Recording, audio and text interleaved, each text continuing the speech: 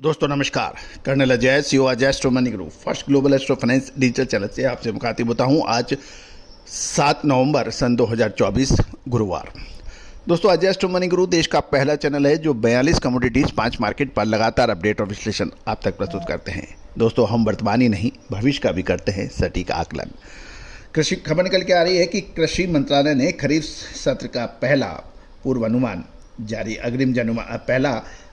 अग्रिम अनुमान जारी किया है। इसमें अरहर, मूंग, तुअर और बाकी दालों के बारे में विस्तृत जानकारी दी गई है। उम्मीद है कि ये सभी जानकारियां आपके लिए मुफीद रहेंगी। इसमें उड़द के बारे में, अरहर के बारे में, मूंग के बारे में विस्तृत जानकारियां हैं।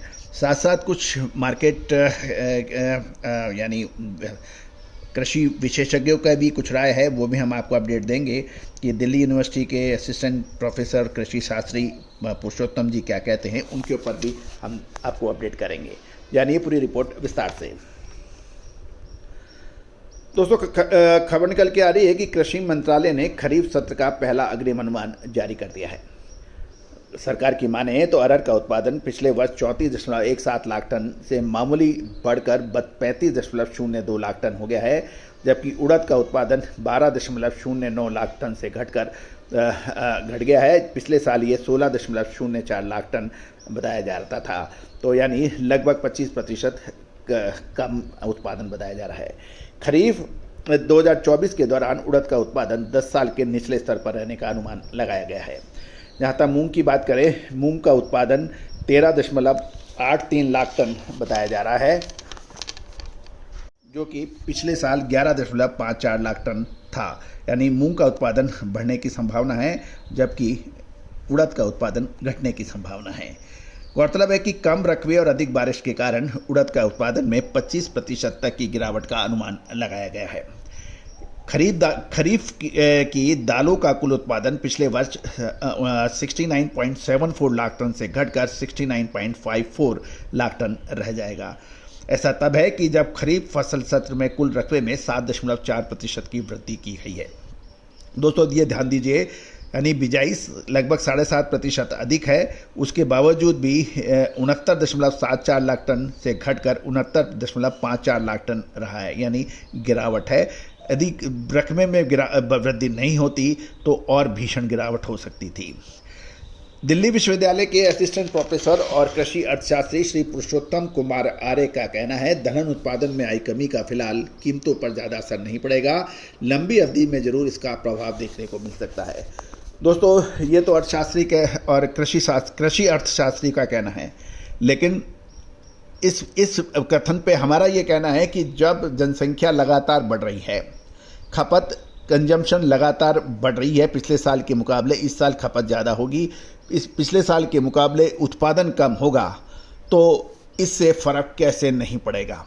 दोस्तों ये प्रश्न चिन्ह है। दूसरा, क्योंकि सवाल ये रहता है कि अब दालों का आयात कितना और कैसे हो पाएगा, साथ साथ भारतीय मुद्रा अमेरिकी डॉलर के बरखिलाफ किस प्रकार का प्रदर्शन करेगी, उससे इसका फ़र्क पड़ेगा।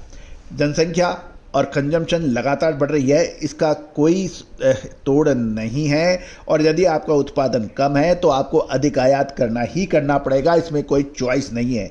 तो मैं डॉक्टर पुरुषोत्तम कुमार आर्य की इस कथन से कि कोई अधिक फर्क नहीं पड़ेगा, इससे सहमत नहीं हूँ, जब तक सरकार कोई बड़ी सब्सिडी या कोई ड्यूटी में कोई ड्यूटी फ्री कर ऑलरेडी हो चुकी है। गौरतलब है कि डॉक्टर आर्य का ये भी कहना है कि सरकार लगातार दालों के आयात पर फोकस कर रही है, इसके चलते दलहन की कीमतों को स्थिर रखने का प्रयास है, ये आगे भी जारी रह सकता है। तो दोस्तों ये पिछले 6 महीने से लगातार हम आप अपडेट दे रहे हैं।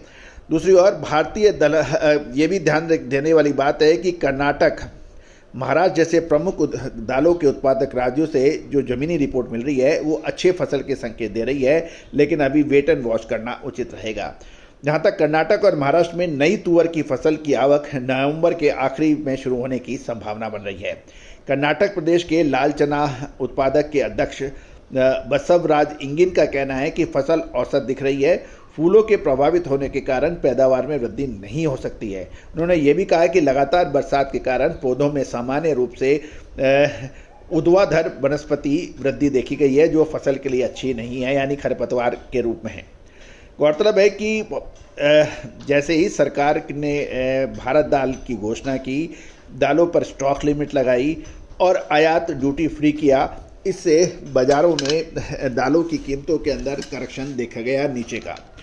पूर्वी अफ्रीकी देशों से तुअर का आयात पहले से ही चल रहा है और म्यांमार से उड़द का भी, जहां से जनवरी में नई फसल आएगी। गौरतलब है कि न केवल उड़द की फसल का आकार कम हुआ है, बल्कि बारिश के प्रभाव से क्वालिटी भी हल्की आई है और ये भी कहा गया है कि कम फसल के बावजूद आयात और कमज़ोर मांग के कारण कीमतें अभी स्थिर रह सकती है। तो दोस्तों, ये था मार्केट विशेषज्ञों का, कृषि अर्थशास्त्रियों का कहना। अब ये और साथ साथ हमारी टिप्पणी। उम्मीद है कि आप इस पे ध्यान देंगे और चैनल पसंद आए, शो पसंद आए, जानकारियाँ पसंद आए तो चैनल को लाइक, शेयर और सब्सक्राइब करना बिल्कुल ना भूलें। All the very best, good luck, happy trading.